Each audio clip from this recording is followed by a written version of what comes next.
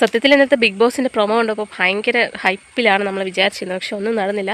അക്ബറിനെ വഴക്ക് പറഞ്ഞതൊക്കെ ഓക്കെ, അങ്ങനെ എല്ലാവരെയും വഴക്ക് പറയണമായിരുന്നു, ഒനിയലിനെ എല്ലാവരും നല്ലപോലെ വഴക്ക് പറയണമായിരുന്നു. പക്ഷേ ഈ പബ്ലിക് ഒപ്പീനിയൻ കാണിക്കേണ്ടതോ അല്ലെങ്കിൽ ഉമ്മാനെയൊക്കെ വിളിച്ച് സംസാരിപ്പിക്കേണ്ട കാര്യമൊക്കെ ഉണ്ടായിരുന്നെന്ന് അറിയത്തില്ല. ഇനി അക്ബറിന് ഗപ്പ് കൊടുക്കാൻ വല്ല പരിപാടി ഉണ്ടോ എന്നും അറിയത്തില്ല. ഇങ്ങനെയൊക്കെ വിളിച്ച് നോക്കുമ്പം അവിടെയൊക്കെ ചുമ്മാതിരിക്കുന്നവരെ അവിടെ തന്നെ ഇരുത്തിക്കൊണ്ട് ബാക്കിയുള്ളവരെയൊക്കെ വിടുകയാണ്. എന്തായാലും നമ്മൾ ഒട്ടും പ്രതീക്ഷിക്കാത്തവരൊക്കെ തന്നെയാണ് പോയിക്കൊണ്ടിരിക്കുന്നത്. കാരണം അവിടെ നമ്മൾ ഷൈത്തിനൊക്കെ ഓൾറെഡി പ്രതീക്ഷിച്ചുകൊണ്ടിരിക്കുകയാണ്. പിന്നെ രേണുസുതിക്ക് എന്തായാലും ബിഗ് ബോസിൽ വന്നിട്ട് ആരും പ്രത്യേകിച്ച് ഫാൻസ് ഉണ്ടെന്ന് എനിക്ക് തോന്നുന്നില്ല. പുറത്തുനിന്നുള്ള എല്ലാവരുടെ ഒരു സ്നേഹം തന്നെ ഇപ്പോഴും കീപ്പ് ചെയ്യുന്നുണ്ട്. പിന്നെ ആൾ ഭയങ്കര കോമഡിയൊക്കെയാണ്, നല്ല സംസാരമൊക്കെയാണ്.